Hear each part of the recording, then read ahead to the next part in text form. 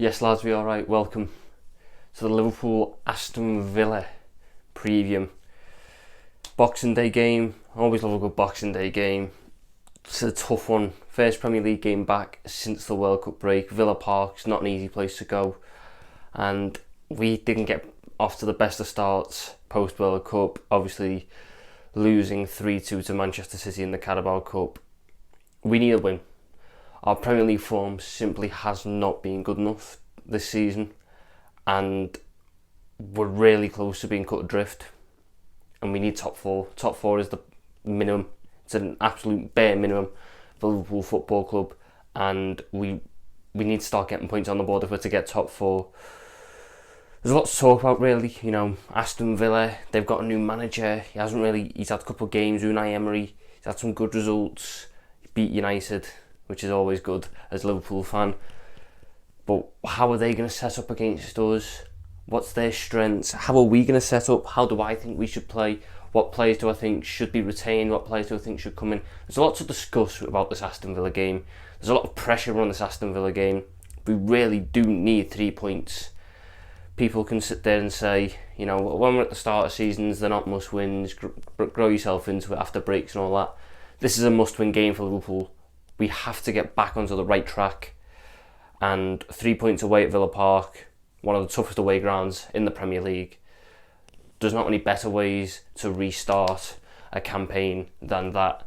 So, about Aston Villa, you know, played them twice last year, both times under Steven Gerrard, who's now been sacked. We beat them 1-0 at Anfield with a Mohamed Salah penalty, and then beat them 2-1 at Villa Park with Matip and Sadio Mane goals after Douglas Luiz opened the scoring for them. It's always a tough game against Villa. It always is. Who doesn't remember the infamous 7-2 at Villa Park?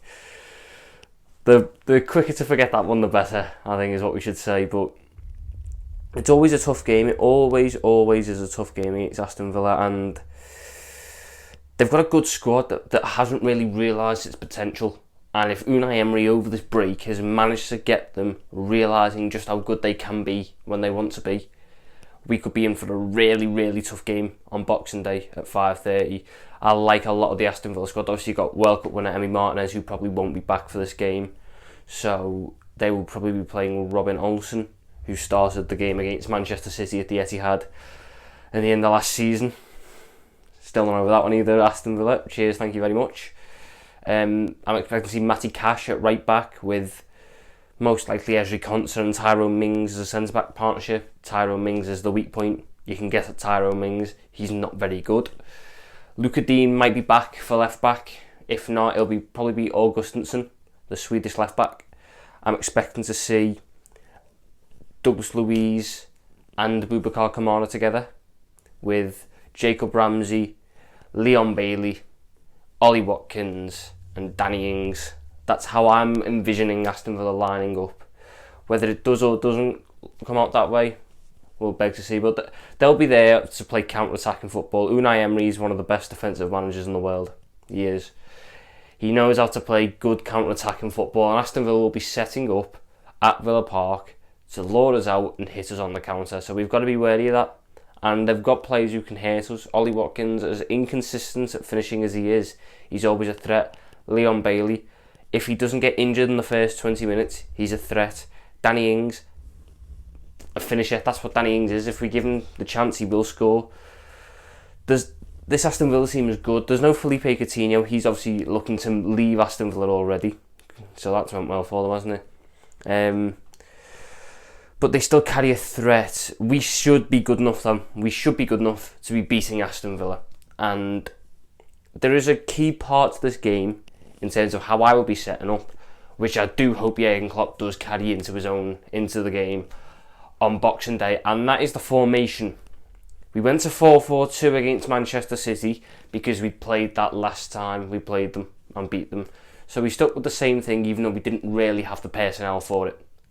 At this point, you've got to switch to a diamond. We played the diamond right before the break. Started off at Ajax and carried through. You had games like Tottenham, you had games like Southampton where the diamond was in effect. And it worked.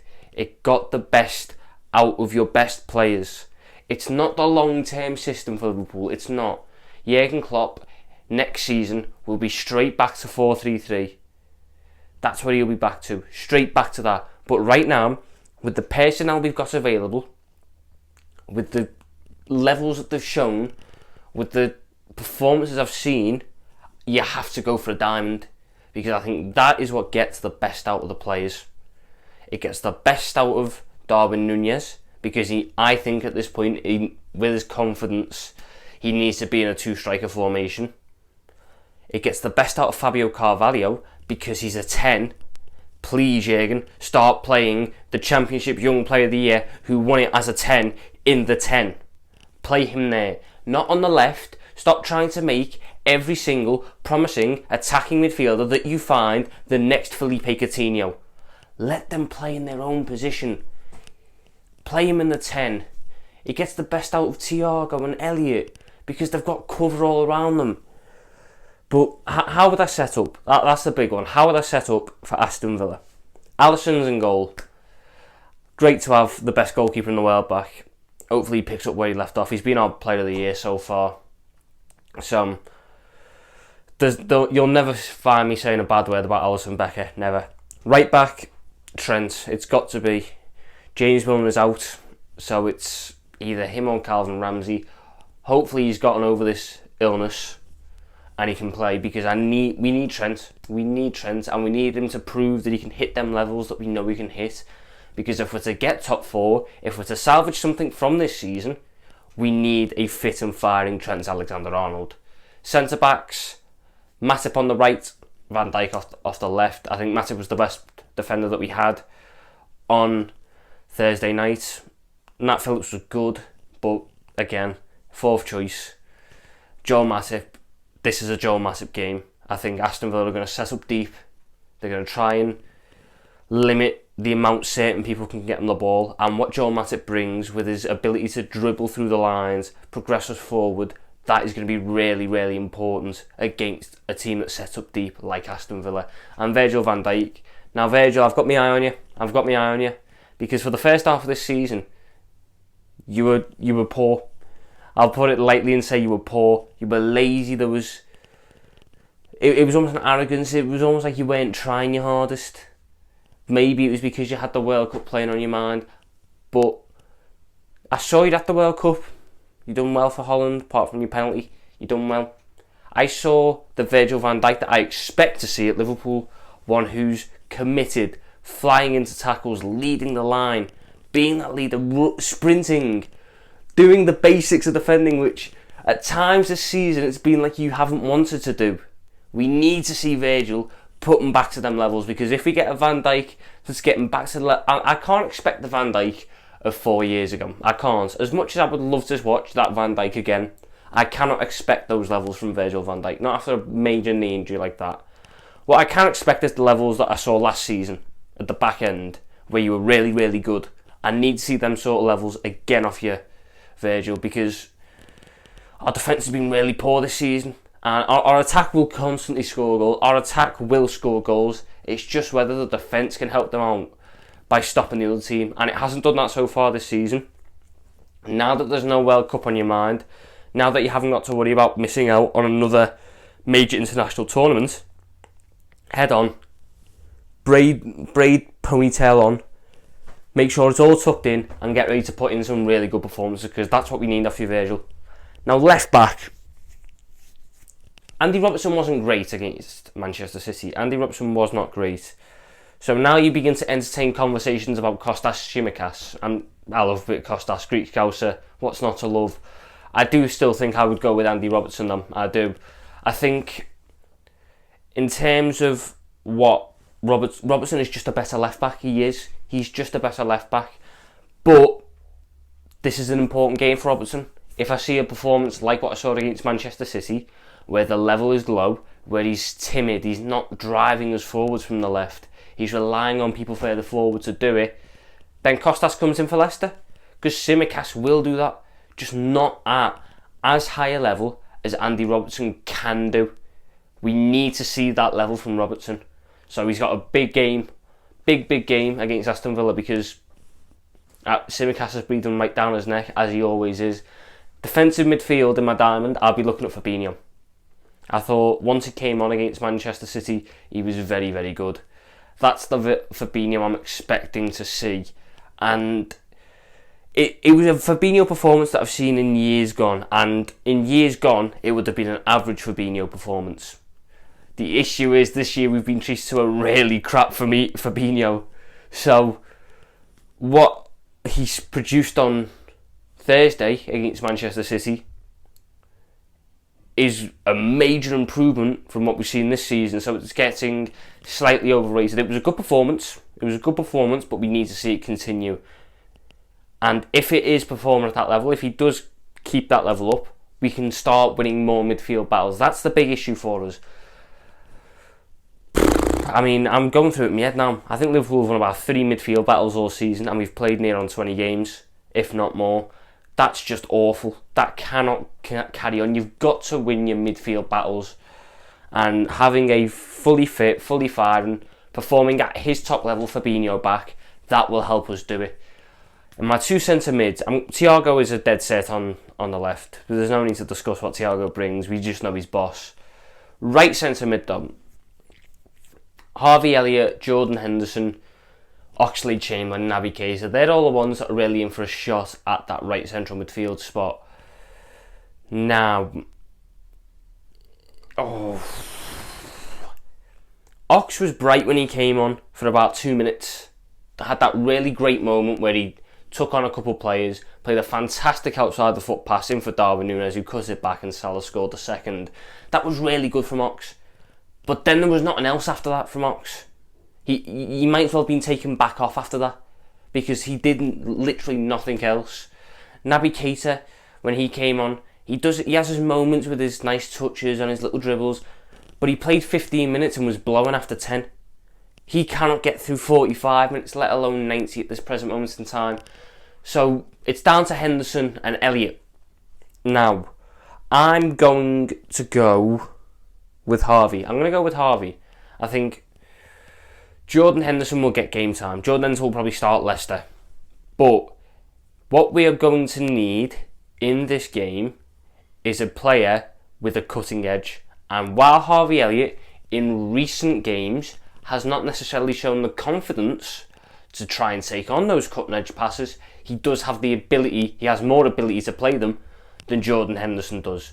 So, against a team where I'm predicting us to have more possession, more of the line share of the ball, more of the attacks, this, that and the other, I think we're going to need to have a midfield that is capable of being a difference maker. And Harvey Elliott contains more of that quality in him than Jordan Henderson does. So Harvey Elliott will start alongside Thiago and Fabinho for me. Fabio Carvalho in the 10. Now Fabio Carvalho has had a very stop-start career so far at Liverpool. He has not been played in his correct position, but he's still been bright in certain games. He obviously scored the winner late on against Newcastle, scored against Bournemouth, and scored on Thursday against Manchester City. The goal against City was the perfect Fabio Carvalho goal, because that was him just doing what a great number 10 does. It was a last man run into the middle of the box where the area was vacated. He had so much space because he'd read the game brilliantly. That's where you need to be putting him. Not on the left. He hasn't got the pace and he hasn't got the acceleration. So if you're going to play as a winger there, you need to have one of pace or acceleration, and the best have both. If I was to compare it to Liverpool, Sadio Mane had pace and acceleration. Coutinho never really had that pace when he played out there, but he had that over the first couple of yards. He was rapid, Coutinho. When he sized you up, took you on, and then burst past you for them first couple steps, he was very quick. Fabio Carvalho doesn't have that, but what Fabio Carvalho has is IQ, and getting him in the 10 with the quality that he has with his feet to create, to attack, and having that IQ where in a game where I do think that you can cause that Villa defence problems because they're just not switched on all the time. That's a game for Fabio Carvalho because he reads them situations, he identifies them and will exploit them, but he can't do that when he's matched up against Matty Cash on the left wing because he doesn't play there. He doesn't want to play there. You have to play him as the 10 Jurgen. You have to play him there. He won Young Player of the Year as a number 10. He won Young Player of the Year in the Championship as a number 10. And all we've done since we bought him is chuck him on the left wing or in centre mid. It's really poor man management, and it's got to stop. It has to stop. Otherwise, we run a risk of just wasting £8 million on a player because we never used them right. And then up front, two strikers, Darwin Núñez, Mohamed Salah. I think it's pretty self-explanatory if I can get my words out. Roberto Firmino still injured. I'm classing him as still injured. I know he's got a late fitness test. I wouldn't start him. If he's fit enough for 20 minutes off the bench, give him the 20 minutes off the bench. But I do think Núñez and Salah is our most potent and most dangerous front two, with Carvalho sat in behind. I think Darwin Núñez needs to play in a two-striker system. I do think that. I think the runs that he makes, his skill set, what he brings, is great for Liverpool. It is. People will try and assume he's a flop, he's this, he's that. 13 goals and assists in 17 games is good numbers. It's really good numbers. Any attacker in the world would probably take those numbers, bar the elite of the elite. And Darwin Núñez isn't an elite of the elite attacker. 13 and 17 is good. But what we saw on Thursday was a man who doesn't play as a lone striker. The runs he made were runs that are needed in a two-striker formation where you have one that drops deep, one that makes the runs in behind. All that happened on Thursday was Núñez made the runs in behind, and you just had a massive gaping hole in the middle of the park because we had no one who was dropping deep. Therefore, Rodri had the freedom of Manchester on that pitch. Place Salah and Núñez up top together. It worked before the break. It will work now. Salah can drop deep and facilitate if needs be while Núñez is making them runs. But Salah and Núñez have a connection already. They're creating chances for each other. They work well together. And leaving Salah out wide right and making Darwin Núñez try and be a striker that he isn't is not the effective way to get the most out of them. So Jürgen, you've got a team there that can cause the league problems. You've got a team there that's got so much attacking potential. But you persist with the 4-3-3. Use the diamond. Please just use the diamond. Because I've got so much hope in it that it can work. It just makes so much sense with the personnel that we've got. But when I'm looking at it, when I'm looking at how the game will go, when I'm looking at how it will shape up, what am I predicting the result will be? It's a tough one. Villa Park is always a tough place to go. It always is. But I'm going to go with Liverpool winning 2-1. 2-1. I think Aston Villa will score first, as most teams have done against us this season. But I think we'll have a bit of resolve about us now. I think we'll have a bit of fighting spirit. I think City will have woken a few players up. And I think you'll get an opener from Ollie Watkins, and then Mo Salah and Darwin Núñez will strike. But that's it. Aston Villa preview done. Hopefully the Reds can pick up where they left off in the Premier League with a good win, and we can start our climb back up to where we should be in the table, inside the top 4. But thank you all for watching. Make sure to remember to like, subscribe, share it about, let people know. And this is coming out on Christmas, so I wish you all a very Merry Christmas. And hopefully the Reds can give us a good Boxing Day. In a bit, everyone.